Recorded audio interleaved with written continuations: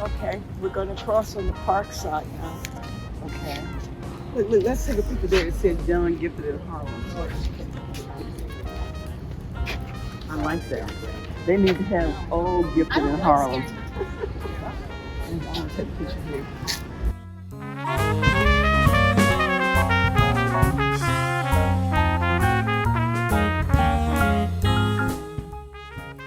Young kid that went to the school. Now this park, if you look up, it backs almost on Columbia University. Oh, okay.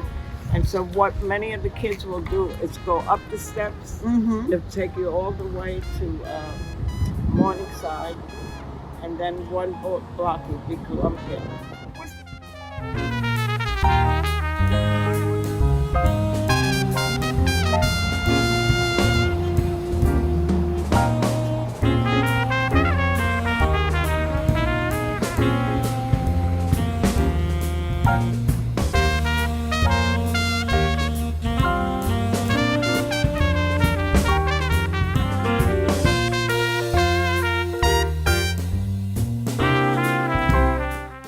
What's going on with you, Marianne? I am in Manhattan. We just had a lovely. So I'm in Harlem. No, she lives in Manhattan. Oh. See? No, she Okay, lives start in Manhattan. again. I am in Manhattan. We just came from Harlem where we had a beautiful lunch with Dr. Wilhelmina Perry, who is the oldest ZAMI NOBLA member at 89, and who is amazing. So much brilliance, so much wisdom. I really want to be like her when I grow up. And so you will. So I will.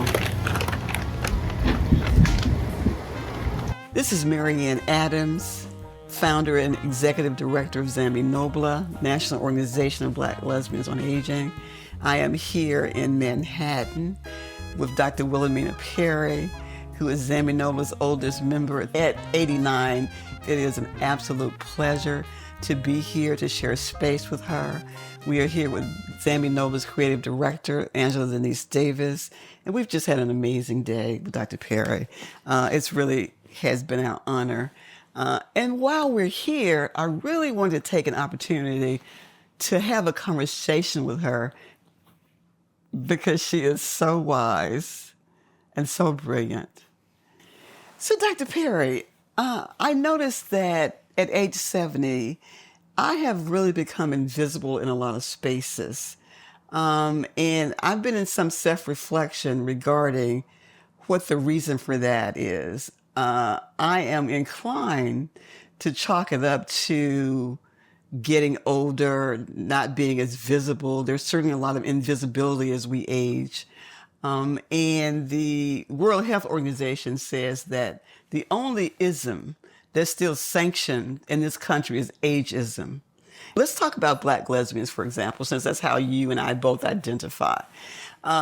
There's been a reluctance among some Black lesbians who are aging in our community to take this head on, to even talk about ageism, particularly racialized ageism, because we know it affects Black and brown older lesbians in some spaces very differently than it impacts older white lesbians. So let's talk a bit about that. Let's do a deep dive about ageism as you see it. And I'm curious about your lived experience at 89, if you've experienced ageism. Good question. I think about this a lot. Let me say 89 going on 90 in December. I have some of the same experiences, and I think a lot about what is making me feel excluded. And is it me or is it other people and what they bring to the table? Or is it me thinking it's their reactions to me and it is not their reactions to me at all? So it's complex, but I think about that a lot. And when I think on it, I say to myself, I don't think I have felt as much discrimination and exclusion as I now feel as a senior person. And that includes being Black, growing up experiencing and living in the world very Black. And also the same goes to being a lesbian.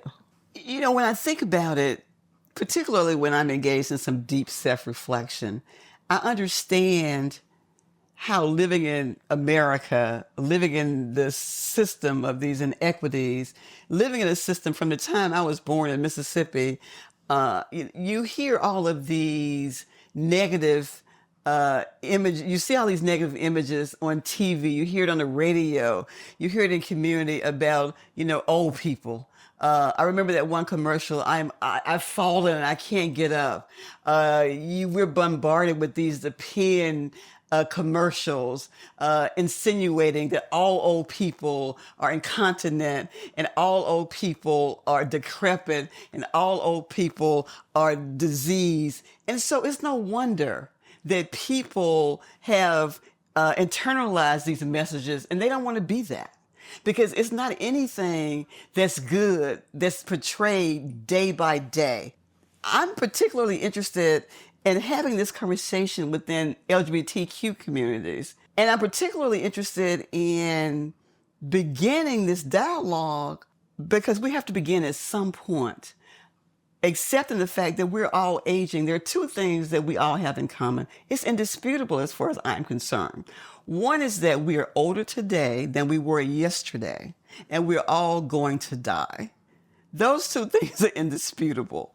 So how can we get to a point where we can have healthy conversations about aging and not believe that if we talk about aging, we're going to die tomorrow, which is what a lot of people have indicated to me. We're not preparing ourselves to thrive in old age. We're not preparing ourselves to set up systems for ourselves where we are leaving, where we're doing estate planning, where we're having wills and powers of attorneys. We're leaving all of that to somebody else. What you're saying raises several points. Let me put something in context.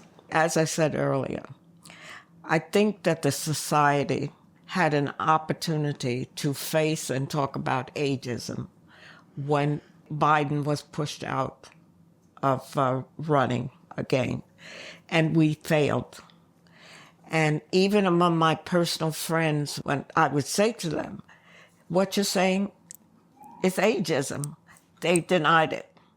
And they would use me as the example, the acceptance of me and the way I'm functioning to say they were not making ageist remarks. So I think in the larger society, no problem. And all of the commercials you mentioned prove that we cannot deal with growing older unless we make the person some way less than or losing something or minimizing their level of adequacy. So that's a given. With regard to the Black LGBT community, what we are saying, when I talk to my male gay friends, they say the same thing. So our community, our LGBT community, experience problems with growing older. And we know no matter what, the model of the young, vibrant male that dominates the society, the community, even when it has to cover females. So yes, we also have a problem with ageism. So it's like a double-barrel situation, the larger community and then our own community. Now, I will say, as far as the Black community is concerned, the Black community, not LGBT community, I experience a level of respect that I had not experienced before. So there's a positive thing going on in our Black community that somehow has not translated to the LGBT community. Now, we talked earlier, I go to my church. When I joined it, I was already aged, and they wanted to call me mother. I said, no, you can't. You have to I'll let you call me elder. Now I allow them to call me mother, and I accept it. So I am experiencing a sense of connectedness with my church community, problematic as some things are, because I feel they respect me as a senior. And they acknowledge that I'm bringing a level of experience. I'm not going to say wisdom, experience that is important in that community. And also in the LGBT community. If you talk to the Black LGBT community, I'm not saying a lot of young people, but people younger than me, I still get the respect. So there are positive pieces here, but it seems to me we haven't learned how to corral them and use them. I rarely, only recently, do I feel I have been able to talk to my executrix and say to her, and she accepted, I have a whole file, end of life here, and I'd like you to look at it. She couldn't deal with it. And we know each other for a long time. She couldn't deal. If I say to people, I'm getting older or I'm decluttering because I don't want to leave behind, it is only within the last year because I have brought it up. They would say to me, oh, no, you're going to live, you're going to live. And I don't want to live 5 more years. Well, for people to accept your mortality, it means they would have to accept their own. Exactly. And therapy helped me to see that. Yes. And therein lies the issue. And I, therefore, allowed them to take the time they need to be able to recognize my mortality. And I just had a conversation with a very dear gay couple, guys. He actually was crying. And I realized my mortality, which is important for me to be able to experience and share and get myself prepared for, creates pain for him. Absolutely. I'm curious, why don't you want to be here 5 more years? Because I don't want to look forward to some of the physical limitations that I now experience. I know that they will not improve. Maybe they'll be worse, but more likely they will be worse. And I also know that the stats in terms of my having increased disability is significant as I age. And I also feel like I've had the fullest life, more than I could have ever imagined. Do you have any fear of dying? At this point, no, and I hope that I can say that when I have to face it. So what do you think happens after death? Someone asked me that. I don't think anything happens. I think your life ends. And they followed up, said, well, do you think you'll meet my partner, Tony? I said, I don't know, and I really don't think about that. And if you ask me, no. But I hope that it might be possible. Do you think it's like anesthesia, when people have surgery and they go under and they don't know anything until they come back out? And I think about that. I would hope that I could die without pain, but with a consciousness. I've talked to my healthcare person very, very much. I think I scared her. I had a younger brother die when I was young. And I thought the way in which my father and mother handled it with us was so positive.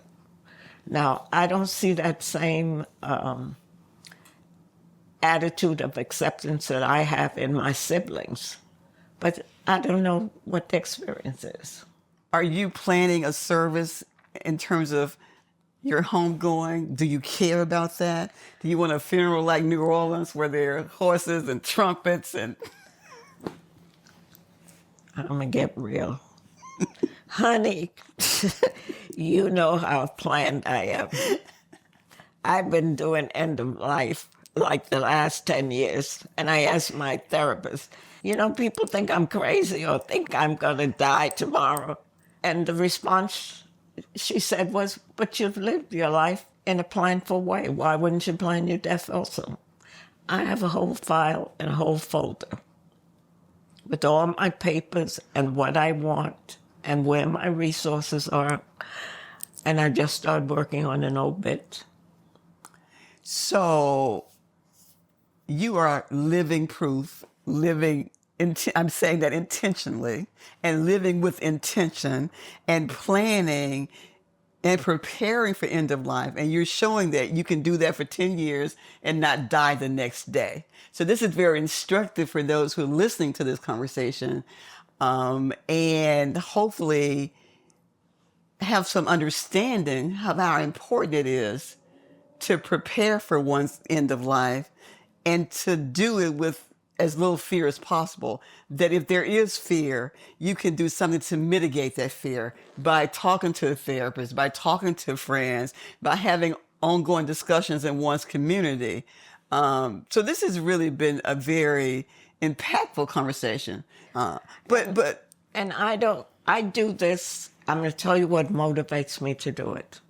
And it's not about me. Mm-hmm. I have been intimately involved in my partner's death and close friends' death. And I understand no matter how many resources you have,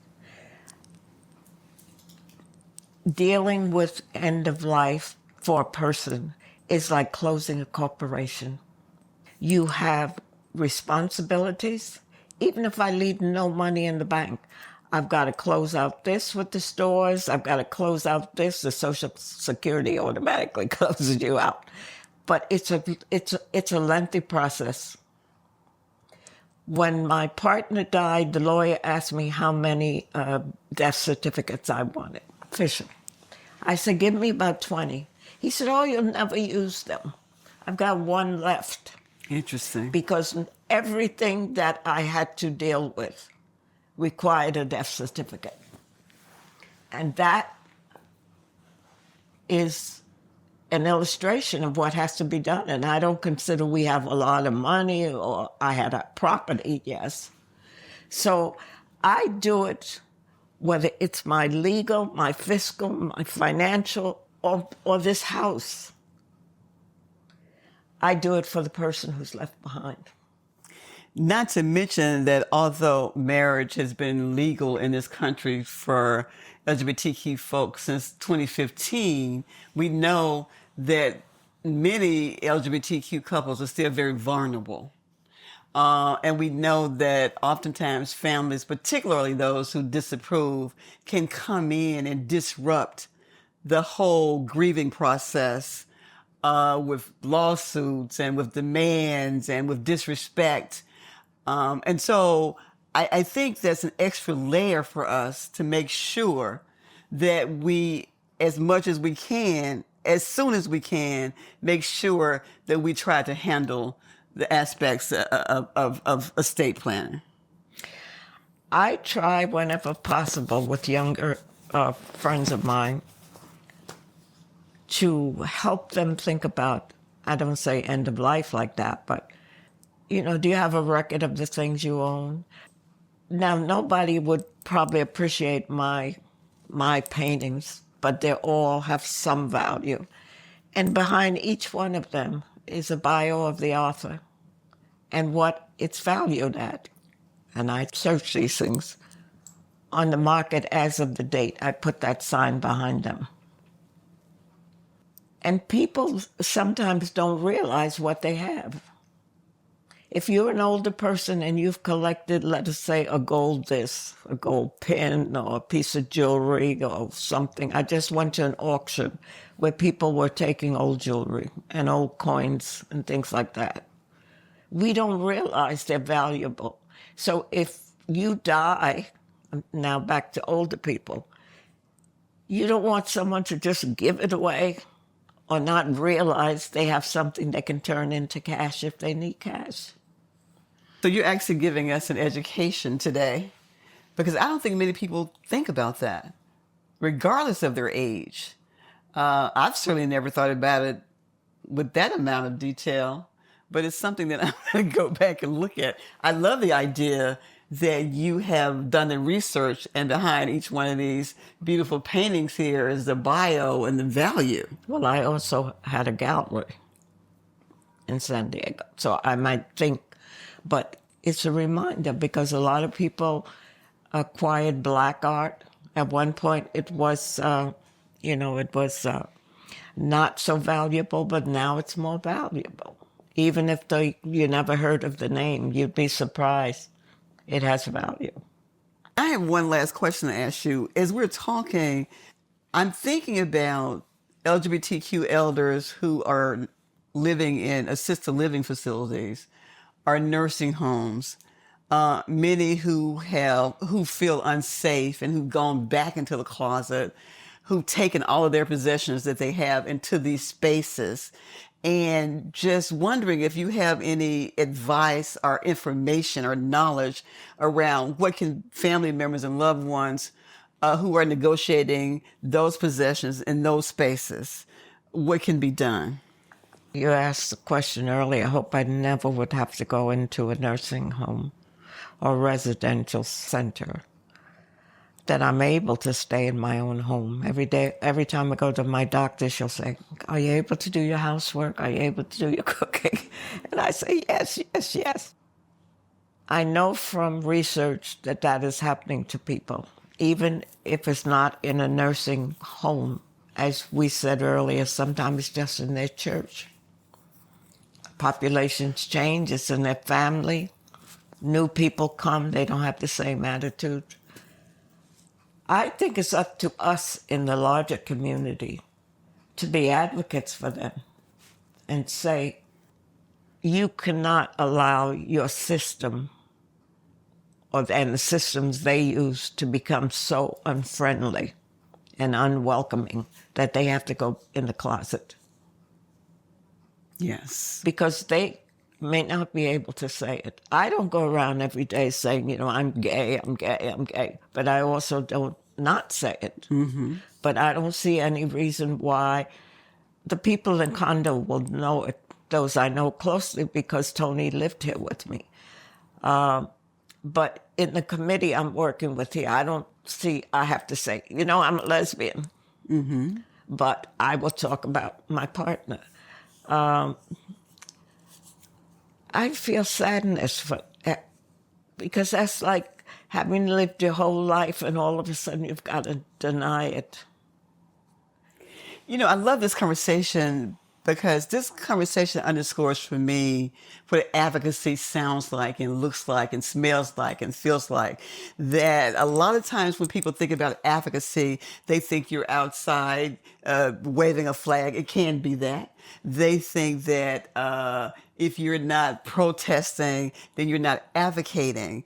And my stance is that there is space for all of us doing everything, because everything is necessary. And that at the end of the day, we have to advocate not just for ourselves, but for those members of our community who are vulnerable, who cannot any longer advocate for themselves. And so it could be asking questions. Our clergy is supposed to be going to see their people in nursing homes, hospitals. Yes. When I go in the hospital, my clergy, my pastor shows up. If you're going in any of these nursing homes, do you try to find out if your gay member is able to feel comfortable with who they are? And how do you help that member advocate for themselves so they feel safe there? And what about the staff? And you and I know that these places are not, always friendly. Well, we know how important cultural humility training is, and we know it needs to be ongoing. And ZAMI NOBLA has gone into these spaces and conducted training, oftentimes in Atlanta, where social workers are the administrators who is exhibiting overt homophobia and transphobia. And so one of my personal peeves is people who believe that if they attend one training, it's one and done, and they need nothing else. They all of a sudden they're experts in cultural humility, and I say humility because it's not competency. It's lifelong learning, and spaces that are given where people can continue to practice humility. And so that's something I think we can all advocate for, is making sure when we go into these facilities, particularly if we're there, whether it's to visit a loved one or whether it's to do a training or whatever the case may be, whether it's in a clergy position, is to ask those questions. Because I really believe that nobody's going to save us but us. I'm clear about that. So thank you for this conversation. It's been illuminating, it's been informative, it's been educational, and it's been so necessary. It's been so necessary. It's been so necessary.